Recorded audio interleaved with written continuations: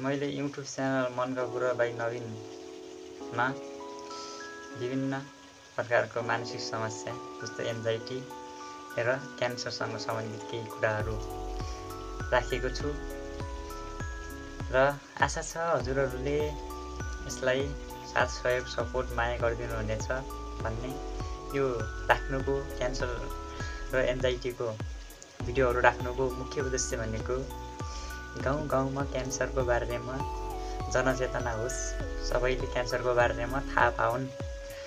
जहाँ चाहिँ टेलिभिजनहरूको पहुँच छैन, जसले चाहिँ पत्रपत्रिकाहरू पढ्न पाउँदैनन्, त्यसले पनि युट्युब च्यानलको माध्यमबाट जानकारी पाउन् कि क्यान्सरको बारेमा, जस्तो मानसिक समस्या एन्जाइटीको बारेमा जानकारी पाउन्।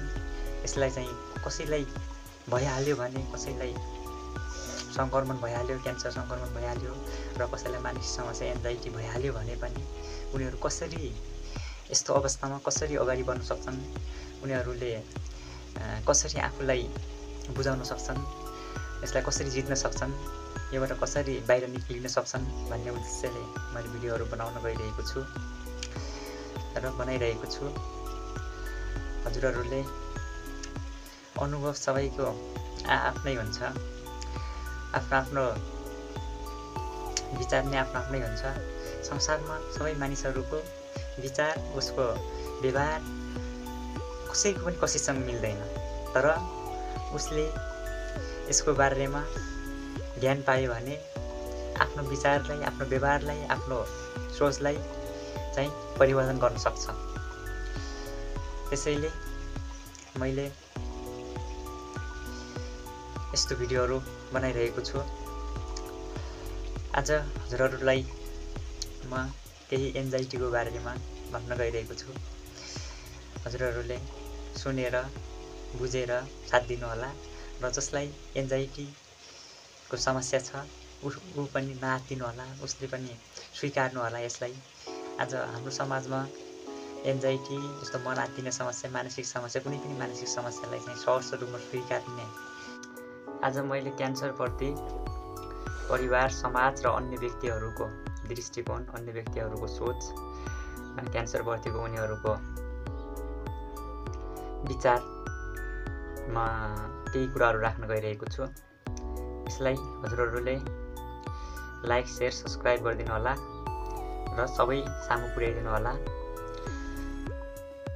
गाउँ गाउँमा पुर्याइदिनु होला। अहिले गाउँ गाउँमा क्यान्सरहरू धेरै व्यापक रूपमा फैलिएको अवस्था छ र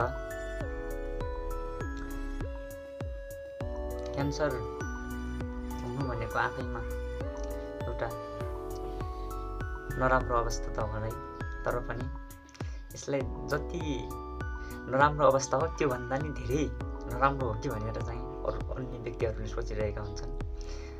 उदाहरणको लागि एउटा पानीभित्र डुबेको व्यक्तिले चाहिँ पौडिन सक्छ, ऊ पौडिन्छ, पौडिराखेका हुन्छ, तर पानीभित्र डुब्न नसक्ने, पौडिन नसक्ने मान्छे चाहिँ बाहिरबाट कम्फर्ट जोनबाट भित्र जान सक्दैन। त्यसलाई अब डर लाग्नु भनेको सामान्य कुरो नै हो, यसलाई म सामान्य नै मान्छु। त्यसलाई डर लाग्नु, म डुबिहाल्छु कि भन्नु सामान्य कुरो हो। अनि त्यसपछि अर्कोलाई चाहिँ त्यो पानीभित्र गएको मान्छेलाई पनि त डुब्छस् कि त उड्दिन सक्दैन, त्यत्रो गहिरो नदी छ भनेर भन्नु, सम्झाउनु पनि सामान्य कुरो नै हो, किनकि उसलाई चाहिँ डर लागिरहेको हुन्छ।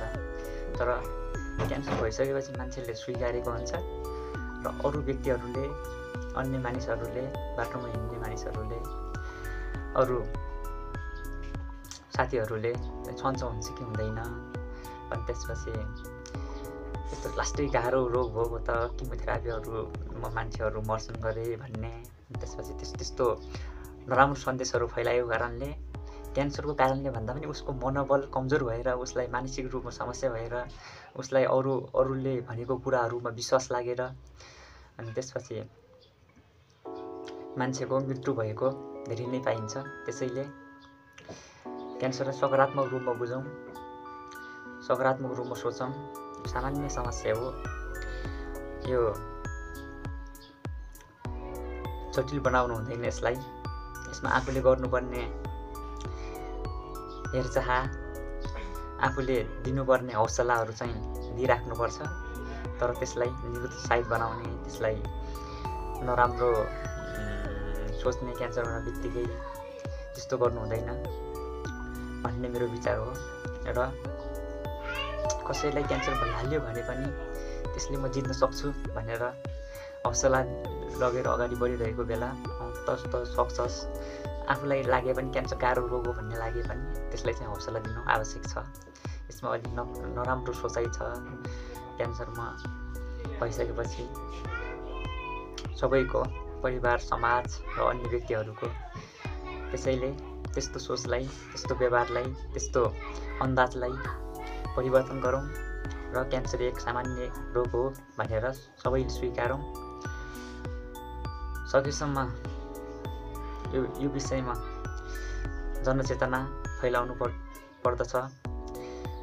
क्यान्सर अलि महँगो प्रकृतिको रोग भएको कारणले, धेरै पैसा लाग्ने भएको कारणले यसलाई सरकारले सर्वसुलभ तरिकाले निःशुल्क रूपमा उपचार गराउनु चाहिँ आवश्यकता छ। तर क्यान्सर लाग्दैमा मरिहालिन्छ, क्यान्सर लाग्दैमा सन्चो हुँदैन भन्ने कुरा चाहिँ छैन। र अस्पतालहरू यसको कम छ। क्यान्सरको अस्पतालहरू, ब्लड क्यान्सरको अस्पताल विशेष गरी धेरै कम छ।